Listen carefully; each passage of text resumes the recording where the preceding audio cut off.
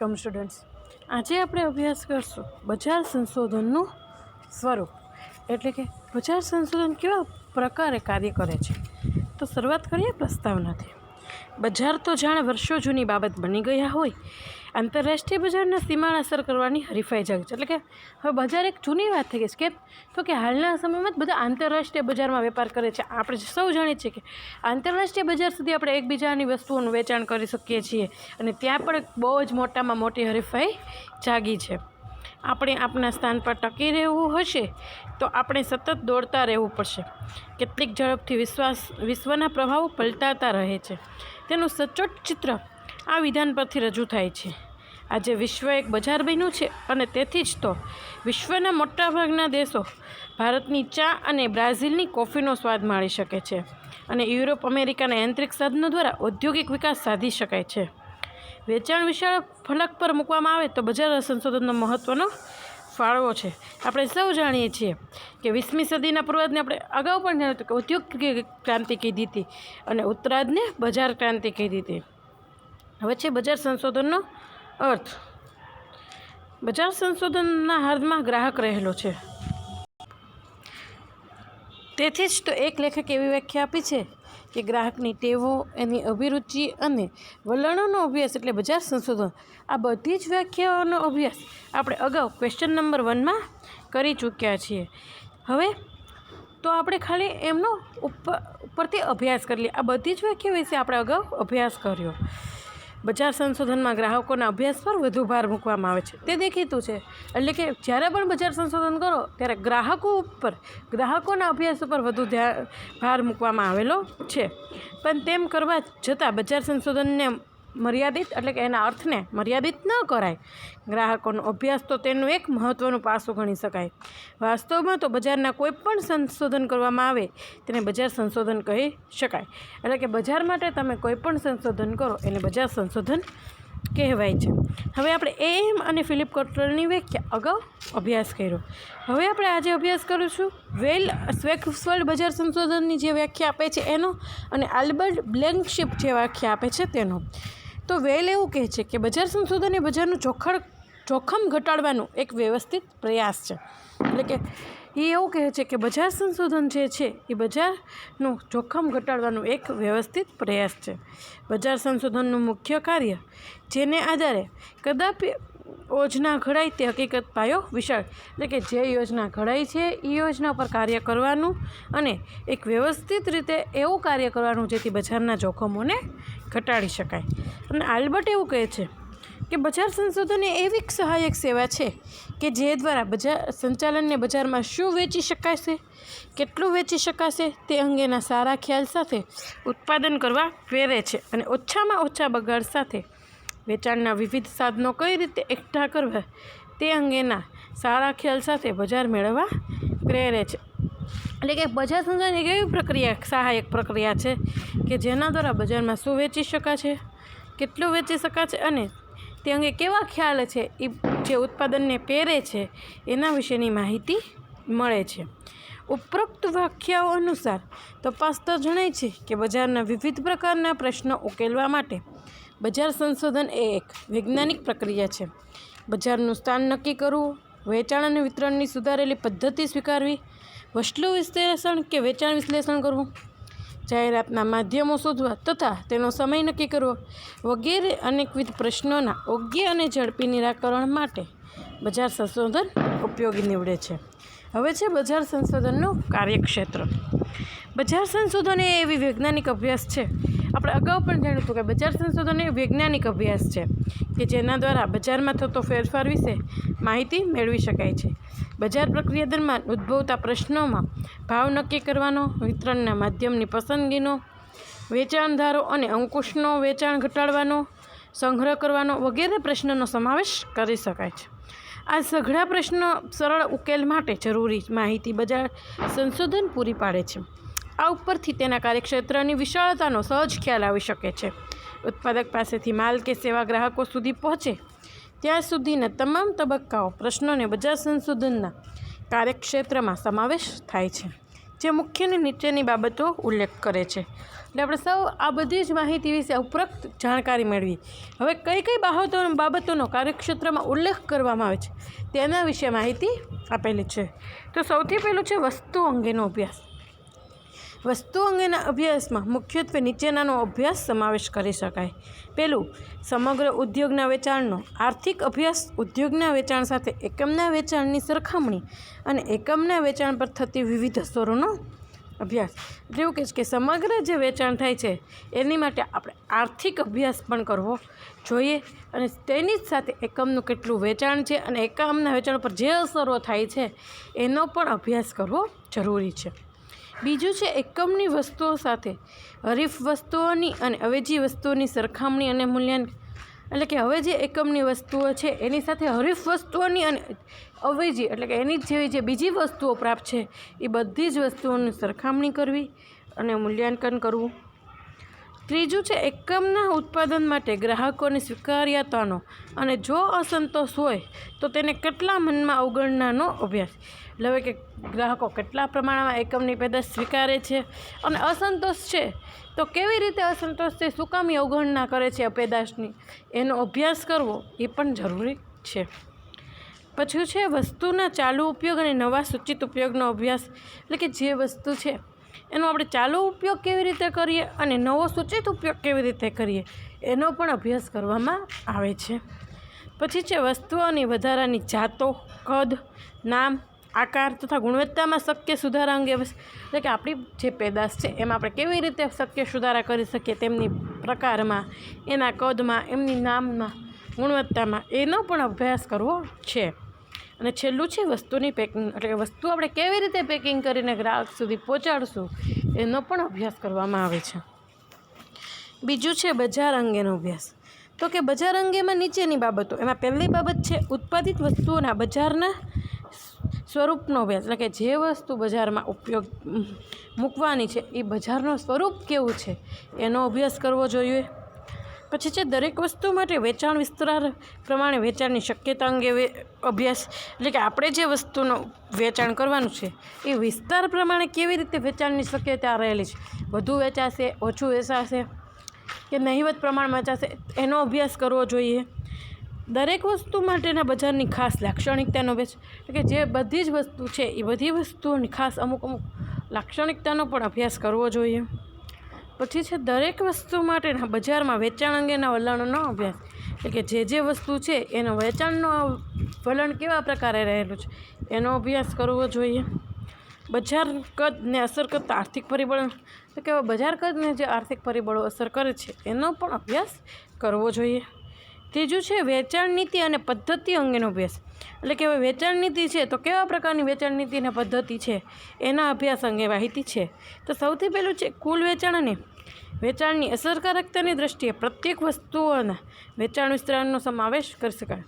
એટલે કે જે વેચાણ થાય છે વેચાણની અસરકારકતા કેવી છે, વસ્તુ પ્રત્યે વેચાણ વિસ્તાર કેવો છે એનો અભ્યાસ કરી એમનો સમાવેશ થાય છે.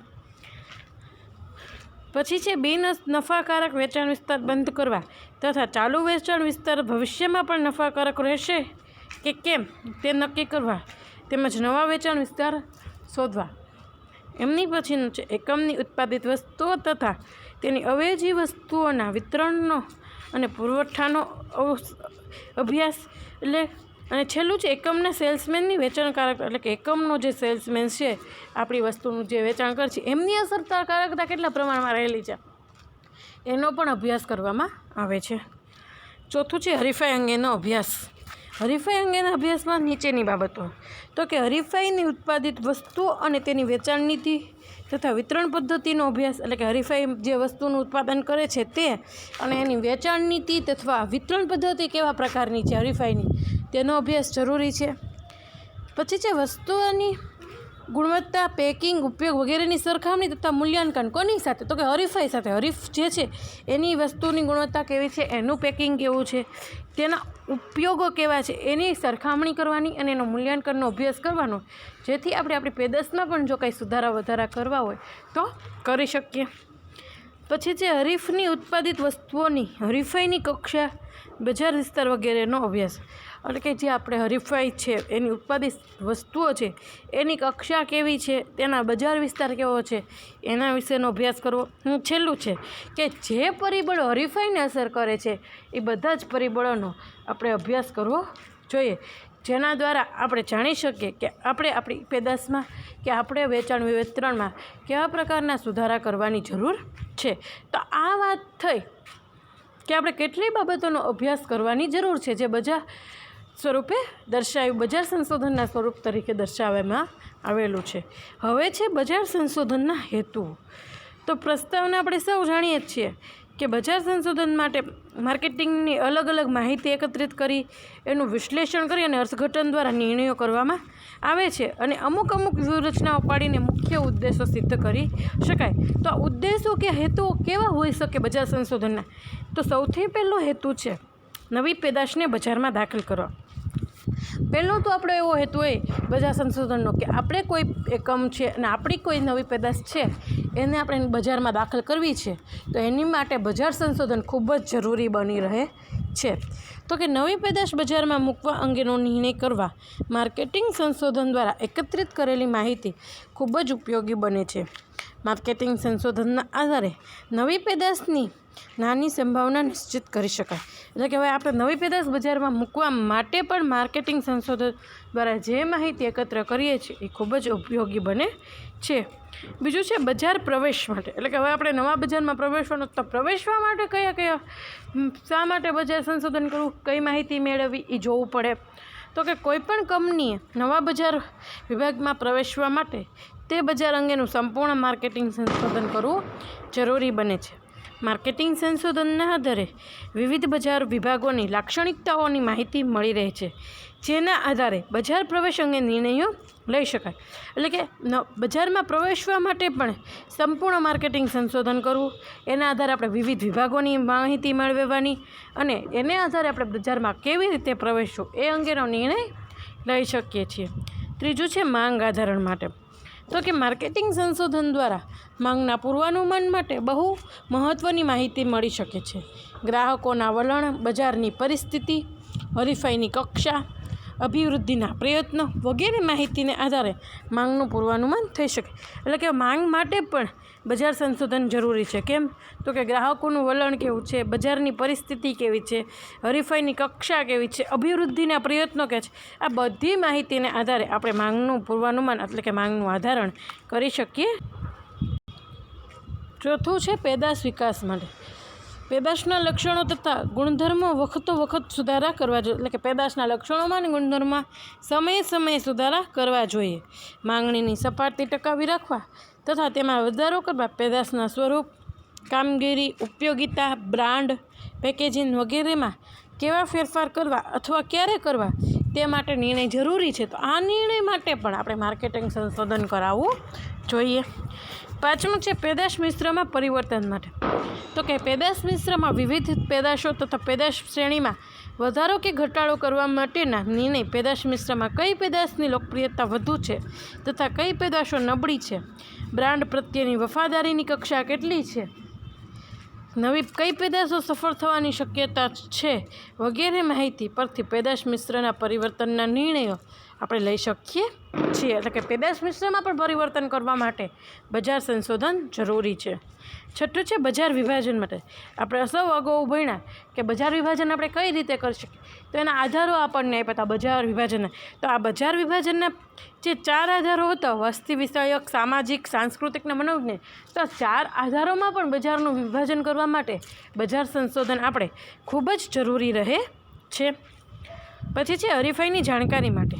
બજારમાં પ્રવર્તમાન હરીફાઈની સંખ્યા તથા હરીફાઈના પ્રમાણની જાણકારી ઉત્પાદક માટે માર્કેટિંગ પ્રયત્નો તથા અભિવૃદ્ધિ મિશ્ર અંગેના નિર્ણયો લેવાના ખૂબ જ જરૂરી છે.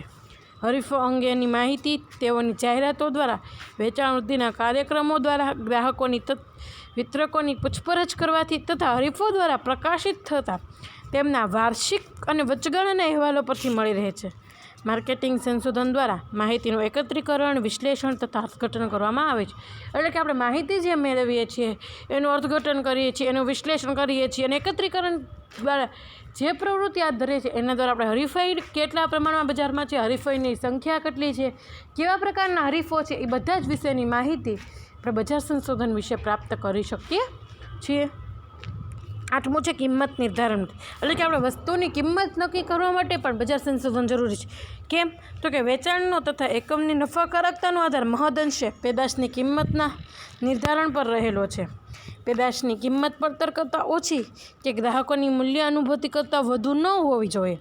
પેદાશની પડતર અંગે તથા ગ્રાહકોની મૂલ્ય અનુભૂતિ અંગે માર્કેટિંગ સંશોધન દ્વારા માહિતી મેળવીને યોગ્ય કિંમતનું નિર્ધારણ કરી શકાય. એટલે કે માહિતી મેળવીને પણ કિંમતનું નિર્ધારણ આપણે કરી શકીએ છીએ. તો આની માટે પણ આપણે બજાર સંશોધન જરૂરી બને છે. ગ્રાહક વર્તણૂકના અભ્યાસ માટે ગ્રાહકોનો ખરીદ નિર્ણય તેમની વર્તણૂક પર આધારિત છે. ગ્રાહકોની અભિરુચિ, પસંદગી, વલણ, તેમનું માનસ, આર્થિક પરિસ્થિતિ, સામાજિક દરજ્જો, સાંસ્કૃતિક પરિબળ, આ બધું કોની ઉપર આધાર? તો કે ગ્રાહકના વર્તન ઉપર. ગ્રાહક જેવી જગ્યાએ રહે છે, જેવી સંસ્કૃતિમાં રહે છે, જેવી એની કેપેસિટી છે, જેવી એની આવક છે, એ પ્રમાણે વર્તન કરતો હોય તો આ ગ્રાહકના વર્તણૂકના અભ્યાસ દ્વારા પણ આપણે વેચાણ કરતા હોઈએ છીએ. તો આની માટે પણ આપણે બજાર સંશોધન કરવું ખૂબ જ જરૂરી નીવડે છે. 10મું છે બજાર હિસ્સાના નિર્ધારણ માટે. સમગ્ર ઉદ્યોગો અંગેની માંગ, વેચાણ તથા પેઢીના વ્યક્તિગત વેચાણ અંગેની માહિતીના આધારે પેઢી સમગ્ર બજારમાં પોતાનો હિસ્સો નિર્ધારિત કરી શકે છે. આ માહિતી તથા બજાર માંગને અસર કરતા અન્ય પરિબળો માહિતીના વિશ્લેષણના આધારે કંપની પોતાના બજાર હિસ્સામાં વધારો કરવાની શક્યતા તથા તે માટે જરૂરી પ્રયત્નો તથા માર્કેટિંગના કાર્યક્રમો વિચારી શકે. એટલે કે બજારમાં હિસ્સો આપણા કેટલા પ્રમાણમાં રહેલો છે એ બધું નક્કી કરવા માટે પણ આપણે બજાર સંશોધન કરાવવું પડે છે. 11મું છે બજારની પ્રણાલિકતાઓ જાણવા માટે. કંપની પોતે જે બજારમાં પોતાની પેદાશનું વેચાણ કરે છે તથા જે અન્ય બજારમાં વિભાગોમાં પ્રવેશવા માંગે છે તેમાં વેચાણ વિતરણ અંગેની રીત, રસમો, પ્રણાલિકાઓ, વિવિધ શરતો વગેરે નીતિઓ નક્કી કરી શકે છે. એટલે કે બજારમાં જે પેદાશનું આપણે વેચાણ કરીએ છીએ અથવા નવા બજાર વિભાગમાં આપણે પ્રવેશવા માંગીએ છીએ તો ત્યાંની રીત, ત્યાંની રસમો, ત્યાંના નીતિ નિયમો, ત્યાંની શરતો એ બધું જાણવા અને નીતિ નક્કી કરવા માટે પણ બજાર સંશોધન ઉપયોગી નીવડતું હોય છે. 12મું છે વિતરણની શક્યતા જાણવા માટે. કંપનીએ અપનાવેલ વિતરણ વ્યવસ્થા ગ્રાહકોને કેટલીક કાર્યક્ષમતાથી તથા અસરકારક રીતે સંતોષ આપી શકે છે તથા વિતરણ વ્યવસ્થામાં કેવા અને કયા ફેરફારો કરવા જરૂરી છે તે જાણવા માટે માર્કેટિંગ સંશોધન ઉપયોગ કરે છે. એટલે કે વિતરણની શક્યતા જાણવા માટે, એટલે કે વિતરણ કેવા પ્રકારે કરવું, કેવા બજારમાં આપણી વિતરણની વધુ શક્યતા છે, વિતરણ વ્યવસ્થામાં કેવા ફેરફાર કરવા જોઈએ, ક્યારે કરવા જોઈએ, આ બધું જાણવા માટે પણ માર્કેટિંગ સંશોધનનો ઉપયોગ થાય છે. 13મું છે જાહેરાતની અસરકારકતાના મૂલ્યાંકન માટે. આધુનિક સમયમાં કંપનીઓ જાહેરાતો પાછળ ખૂબ મોટા પ્રમાણમાં ખર્ચ કરે છે. આથી આ જાહેરાતો ગ્રાહકોને આકર્ષવામાં તથા વેચાણ વૃદ્ધિ માટે કેટલી અસરકારક રીતે તે જાણવું ખૂબ જ જરૂરી છે. ગ્રાહકોના જાહેરાત પ્રત્યેના પ્રતિભાવો, વલણ, તેમની વર્તણૂકમાં થતા ફેરફારો વગેરે માહિતી માર્કેટિંગ સંશોધન દ્વારા મળી જાહેરાતોની અસરકારકતાનું મૂલ્યાંકન તે છે. એટલે કે હવે આ જાહેરાત આપણે જે એકમના વેચાણ, પેદાશના વેચાણ માટે કરીએ છીએ એ કેટલા રીતે સફળ નીવડી છે એ જાહેરાતના મૂલ્યાંકન માટે પણ આપણે બજાર સંશોધન કરવું જોઈએ. 14મું છે વેચાણ વૃદ્ધિના નિર્ણય માટે. કંપની વેચાણ વૃદ્ધિ માટે વિવિધ પગલાઓ લઈ શકે છે તથા તે અંગેના કાર્યક્રમો ઘડી શકે છે. આ વિવિધ પગલાઓ પૈકી કયા પગલાં વધુ અસરકારક તેમજ ફાયદાકારક સાબિત થશે તે નક્કી કરવા માટે માર્કેટિંગ સંશોધન કરવું જરૂરી છે. એટલે કે કંપનીની વેચાણ વૃદ્ધિ માટે પણ કેવી રીતે આપણે વેચાણ વધારી શકીએ એના પગલાં લેવા, અસરકારક નીવડે તેવા પગલાં લેવા, ફાયદો થાય કંપનીને એવા પગલાં લેવા, તો એની માટે નક્કી કરવા માટે પણ માર્કેટિંગ સંશોધન જરૂરી છે. વિદેશ બજારની જાણકારી માટે. વર્તમાન યુગમાં ઉદારીકરણ તથા વૈશ્વિકીકરણની નીતિના કારણે આંતરરાષ્ટ્રીય વેપારમાં નોંધપાત્ર વધારો થયો છે. વિદેશી બજારમાં પોતાની પેદાશોની માંગની શક્યતા જાણવા તથા આંતરરાષ્ટ્રીય હરીફાઈનું પ્રમાણ, વિદેશી ગ્રાહકોના લક્ષણો, બજારની પ્રણાલિકતાઓ, કાનૂની જોગવાઈ વગેરે બાબતોના અભ્યાસ માટે માર્કેટિંગ સંશોધન જરૂરી છે. માર્કેટિંગ સંશોધનના આધારે વિદેશી બજારમાં પ્રવેશવા અંગેના નિર્ણય કરી શકાય. એટલે કે માર્કેટિંગ સંશોધન દ્વારા આપણે વિદેશી બજારમાં કેવી રીતે પ્રવેશશું, ત્યાંનું ઉદારીકરણ કેવું છે, ત્યાંની વૈશ્વિકીકરણને કેવું છે, એ તો આપણને ખબર જ છે કે આપણી ઉદારીકરણ, આપણી વૈશ્વિકીકરણની નીતિને કારણે આપણે અત્યારે આંતરરાષ્ટ્રીય બજારમાં પ્રવેશ મળી ગયો છે. તો ત્યાંના હરીફાઈનું પ્રમાણ કેવું છે, ત્યાંના વિદેશી ગ્રાહકોના લક્ષણ કેવા છે, બજારની પ્રણાલિકતા કેવી છે, કાનૂની બાબતો કેવી છે, આ બધી જ વસ્તુઓ જાણવા માટે બજાર સંશોધન જરૂરી છે. છેલ્લું છે માર્કેટિંગ વ્યૂહરચના અથવા કાર્યક્રમ ઘડવા. તો કે માર્કેટિંગ ધ્યેયોની સફળતા માટે અસરકારક તથા કાર્યક્ષમ માર્કેટિંગ વ્યૂહરચના તથા માર્કેટિંગ કાર્યક્રમનું આયોજન કરવું પડે છે. માર્કેટિંગ સંશોધન સિવાય માર્કેટિંગ માટે યોગ્ય વ્યૂહરચનાઓ તથા કાર્યક્રમ ઘડતર થાય કે નહીં, માર્કેટિંગ સંશોધનનો અર્થઘટનો તથા આધારે જ કંપની પોતાના માર્કેટિંગ વ્યૂહરચના તથા માર્કેટિંગ કાર્યક્રમનું આયોજન કરી શકે. એટલે કે માર્કેટિંગ વ્યૂહરચના કેવા પ્રકારની અપનાવી, કેવી નીતિઓ અપનાવી, કેવા પ્રકારના વ્યૂહો એકમમાં અપનાવવા, એની માટે પણ બજાર સંશોધન જરૂરી બને છે. તો કે આ 16 મુદ્દા દ્વારા આપણે જાણી શકીએ કે બજાર સંશોધનના હેતુઓ કયા રહેલા છે. હવે પછીનો લાસ્ટ સવાલ છે તમારો, બજાર સંશોધનની પ્રક્રિયા. આ યુનિટનો પણ લાસ્ટ ક્વેશ્ચન છે અને તમારા BS સેમ 3નો પણ લાસ્ટ ક્વેશ્ચન છે. તો પ્રસ્તાવના તો આપણે સૌ જાણીએ છીએ કે બજાર સંશોધન શું કામ કરતો હોય. બજાર સંશોધન એક વૈજ્ઞાનિક પ્રક્રિયાઓ છે અને તેને અલગ અલગ તબક્કામાં વહેંચેલી છે અને આ તબક્કાઓ જે છે એ એકબીજાથી સ્વતંત્ર નથી પણ પરસ્પર સંકળાયેલા છે, આપણે સૌ જાણીએ છીએ. તો કયા તબક્કાઓ છે જે બજાર સંશોધનની પ્રક્રિયા દર્શાવે છે, તો હવે તેની પ્રક્રિયા વિશે માહિતી મેળવીએ. સૌથી પહેલું છે હેતુ નિર્ધારણ. તો કે બજાર સંશોધનનું પ્રથમ પગલું હેતુ નિર્ધારણનું છે. જે હેતુપૂર્વક સંશોધન કરવાનું છે તેની સ્પષ્ટતા અનિવાર્ય બને છે. કઈ માહિતી, કેટલી માહિતી, ક્યાંથી, કઈ રીતે, શા માટે એકત્રિત કરવાની છે તે નક્કી કરવાનું સુગમ થઈ પડે છે. પરિણામે પ્રશ્નના ઉકેલ માટે કાર્યક્ષમ પદ્ધતિ શોધી શકાય છે. એટલે કે બજાર સંશોધનનું સૌથી પહેલું પગથિયું તો કયું છે? હેતુ નિર્ધારણનું. એટલે કે હેતુ નક્કી કર્યા વગર આપણે કોઈ પણ કામ એકમમાં કરી શકીએ નહીં. એમાં કઈ માહિતી મેળવવી, કેટલી માહિતી મેળવવી, ક્યાંથી મેળવવી, શા માટે મેળવવી, આ બધું જ નક્કી કરવાનું જરૂરી છે. અને પરિણામે આપણે પ્રશ્ન ઉકેલ માટે કાર્યક્ષમ પદ્ધતિ શોધી શકીએ છીએ. બીજું છે માહિતી નિર્ણય. હેતુ નિર્ધારણ બાદ કઈ માહિતી એકઠી કરવાની છે તેનો નિર્ણય વિવેકપૂર્વક થવો જોઈએ, જેથી મહત્ત્વની માહિતી રહી ન જાય અને બિનજરૂરી માહિતીના ઢગલા ન થાય. તેથી હેતુ નિર્ધારણના સંદર્ભમાં જે માહિતી નિર્ણય લેવો જોઈએ, એટલે કે હેતુ નિર્ધારણ કરવાનું છે તેની માટે સૌથી પહેલાં તો માહિતી નિર્ણય, કે કેવી માહિતી મેળવવાની છે, ક્યાંથી મેળવવાની છે, કોઈ માહિતી રહી ન જાય અથવા બિનજરૂરી માહિતી આવી જાય ને સચોટ માહિતી જે મેળવવાની જરૂર છે એ બાકી રહી જાય, એવું ન થાય એના સંદર્ભમાં માહિતી નિર્ણય લેવાનો છે. જે બ્રાઇડ અને વેસ્ટફિલ્ડે જણાવ્યું છે કે સંશોધન સૂચવેલા ઉપયોગનો અમલ કરવા સંસ્થા શક્તિમાન હોય તો જ સંશોધન ખર્ચ કરવો. આપણે અગાઉ એ પણ જાણ્યું કે જો સંશોધનનો જે ઉપાયો સૂચવવા કે અમલ કરવા સંસ્થા શક્તિમાન હોય તો જ સંશોધન પાછળ ખર્ચ કરવો જોઈએ, નકર કરવો જોઈએ નહીં. ત્રીજું છે માહિતી સંચય. બજાર સંશોધન અન્વયે પ્રાથમિક અને ગૌણ માહિતી એકત્રિત કરવામાં આવે. આગળ પણ જાણ્યું કે માહિતી સંચય કેવી રીતે થાય, તો કે માહિતી 2 પ્રકારે મેળવી શકાય, પ્રાથમિક માહિતી અને ગૌણ માહિતી.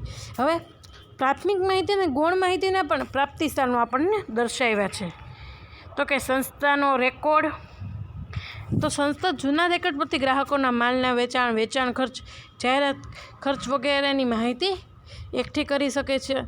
બીજું છે મોટા ઔદ્યોગિક વાણિજ્યક એકમો, એટલે કે જે ધંધાકીય એકમના મોટા પાયા પર ઉત્પાદન સેવા લાભો મેળવવા માટે પોતાની બજાર સંશોધન અલગ રાખે, જે નિયમિત રીતે એકમની ઉત્પાદિત માલ સેવા માટે બજાર સંશોધન. એટલે કે પહેલાં તો સંસ્થાના રેકોર્ડ ઉપરથી આપણે જાણી શકીએ માહિતી, પ્રાથમિક અને ગૌણ. બીજું વાણિજ્યક મોટા એકમોમાંથી આપણે માહિતી મેળવી શકીએ. ત્રીજું છે સંસ્થાના સેલ્સમેનો.